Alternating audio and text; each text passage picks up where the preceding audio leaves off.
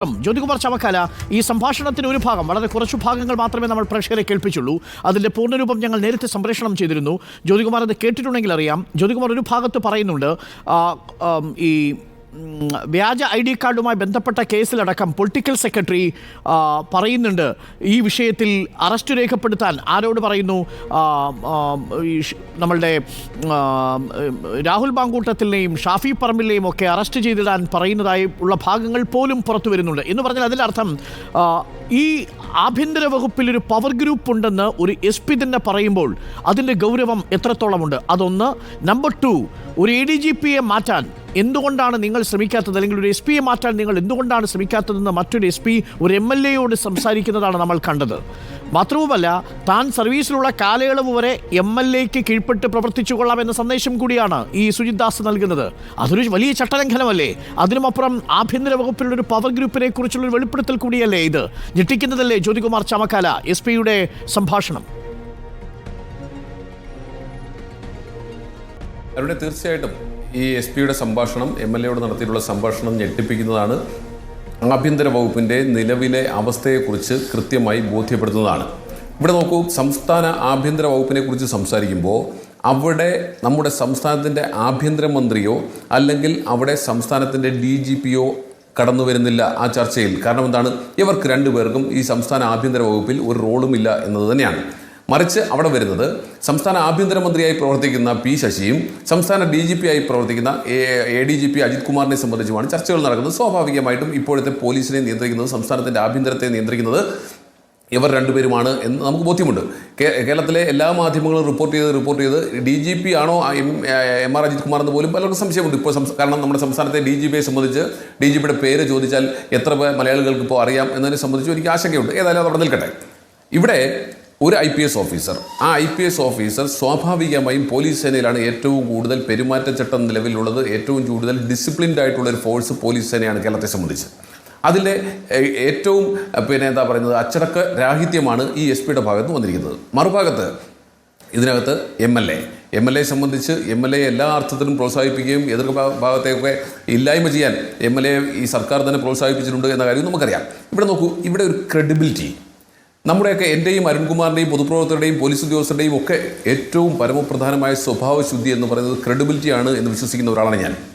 അത് MLA ആകട്ടെ, അത് പോലീസ് ഓഫീസറാകട്ടെ. ഇവിടെ ഇത്തരത്തിലൊരു സംഭാഷണം സ്വാഭാവികമായിട്ട് നമുക്ക് ഈ സംഭാഷണം കേൾക്കുമ്പോൾ അറിയാം. ഞാൻ പറയുന്നു 100% ഒറ്റ കാര്യം നിലനിർത്തിക്കൊണ്ട് പറയുന്നത്, ഈ പറയുന്ന സുജിത് ദാസ് നടത്തിയിട്ടുള്ളത് അച്ചടക്ക ലംഘനമാണ് എന്ന കാര്യത്തിൽ ഒരു തർക്കവുമില്ല. പക്ഷെ അത് പറയുമ്പോഴും ഇവിടെ ഈ അൻവറെ സംബന്ധിച്ച് ഈ വാർത്ത പുറത്തു വന്നത് എങ്ങനെയാണ്? അൻവർ തന്നെയാണ് പുറത്തു കൊടുക്കുന്നതെന്ന കാര്യത്തിൽ ആർക്കും ഒരു തർക്കവുമില്ല. അപ്പോൾ അൻവറിനെ സംബന്ധിച്ച്, PV അൻവറിനെ സംബന്ധിച്ച്, അദ്ദേഹത്തിൻ്റെ ക്രെഡിബിലിറ്റി ഇനി MLA എന്ന നിലയിൽ, ഒരു പൊതുപ്രവർത്തകൻ എന്ന നിലയിൽ അദ്ദേഹത്തോട് ആരെങ്കിലും ഫോണിൽ സംസാരിക്കുമോ? അദ്ദേഹത്തോട് സംസാരിച്ചാൽ അദ്ദേഹം ഇതെല്ലാം റെക്കോർഡ് ചെയ്ത് പുറത്തു കൊടുക്കുന്നു. അപ്പോൾ ക്രെഡിബിലിറ്റിയുടെ ഒരു പ്രശ്നം അവിടെ നിൽപ്പുണ്ട്.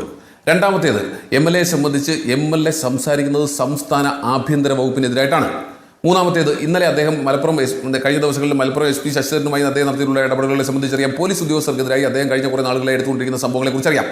ഇന്ന് അദ്ദേഹം സത്യാഗ്രഹം നടത്താൻ വേണ്ടി ചൂണ്ടിക്കാണിച്ചിട്ടുള്ള ചില വിഷയങ്ങൾ, അത് എന്താ പറയുന്നത്, ലൈഫ് മിഷൻ്റെ ഇതേക്കുറിച്ചൊക്കെ പറയുന്നത് അതൊക്കെ പേരിന് വേണ്ടി പറയുകയാണ്.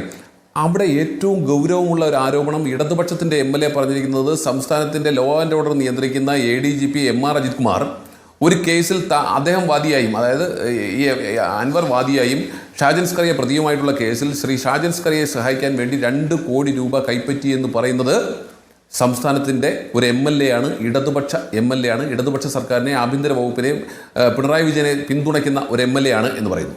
ആ ആരോപണം ആർക്ക് നേരെയാണ് PV അൻവർ ഉന്നയിക്കുന്നത്? MR അജിത് കുമാറിനെതിരെയാണെന്ന് നമുക്ക് വിശ്വസിക്കാൻ.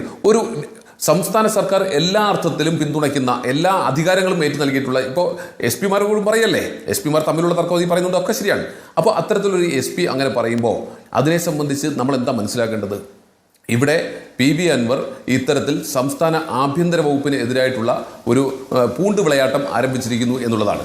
ഇവിടെ ഈനാമ്പച്ചിക്ക് കൂട്ട് മരപ്പെട്ടി എന്ന കണക്കെ ഈ പറയുന്ന MLAയും അതുപോലെ തന്നെ ഈ SP സംസാരിക്കുമ്പോൾ ഇതിനകത്ത് ഈനാമ്പച്ചി ആര് മരപ്പെട്ടി ആര് എന്ന് എന്നെ കേൾക്കുന്നവർ തീരുമാനിക്കട്ടെ. ഇവിടെ നമ്മളെ സംബന്ധിച്ച് ഈ PV അൻവറിനെ കയറൂരി വിട്ടതും ഇതേ ഇടതുപക്ഷം തന്നെയാണ്. പോലീസിൽ നിയന്ത്രണമില്ലാതാക്കുന്നത് ഇതേ ഇടതുപക്ഷം തന്നെയാണ്. എത്തി നിൽക്കുന്നത് ഇവിടെ പിന്നെ കൊത്തി മുറത്തിൽ കയറി കൊത്തുന്ന രീതിയിലേക്ക് PV അൻവർ എത്തിയിരിക്കുന്നു. അദ്ദേഹം തന്നെ ഇന്ന് ഈ സംഭാഷണത്തിൽ തന്നെ പറയുന്നു, ഞാൻ നാളത്തേക്ക് തിരുവനന്തപുരത്തേക്ക്, അപ്പോൾ ഇവരെയൊക്കെ തിരുവനന്തപുരത്തേക്ക് വിളിച്ചിരിക്കുന്നു, അതൊക്കെ അതിൻ്റെ വഴിക്ക് നടക്കട്ടെ.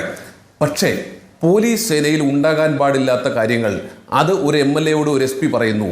ഡിസിപ്ലിൻഡ് ഫോഴ്സ് ആയിരിക്കേണ്ട പോലീസ് സേനയിൽ നിന്നും ഒരു MLAയോട് SP ഒളിഞ്ഞോ തെളിഞ്ഞോ ഇത്തരം കാര്യങ്ങൾ സംസാരിക്കേണ്ടതില്ല. അതിനൊക്കെ അപ്പുറത്തേക്കാണ് അദ്ദേഹത്തിൻ്റെ സർവീസിലുടനീളം അദ്ദേഹം ഈ MLAയ്ക്ക് വിനീത വിധേയനായിക്കൊള്ളാം എന്ന് മാപ്പുസാക്ഷിയാകുന്നത് പോലെ അദ്ദേഹം കാൽക്കൽ വീണ് അപേക്ഷിക്കുന്ന ഒരു സാഹചര്യം എന്തായിരുന്നു അടിസ്ഥാനം? അവിടെ മലപ്പുറത്തെ പിന്നെ മരമുറിയുമായി ബന്ധപ്പെട്ടത് സോഷ്യൽ ഫോറസ്ട്രി ഇത്ര വിലയിട്ടു, അതിനുശേഷം കൊടുത്തു. ഇതിലേക്കൊക്കെ നീങ്ങുന്ന സാഹചര്യം എന്ത്? അപ്പോൾ പോലീസിന് നാഥനില്ലാത്ത അവസ്ഥയിലേക്ക് എത്തി.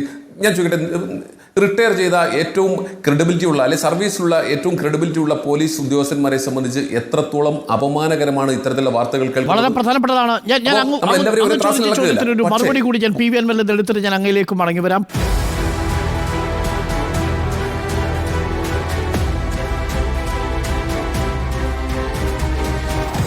Debate with Arun Kumar.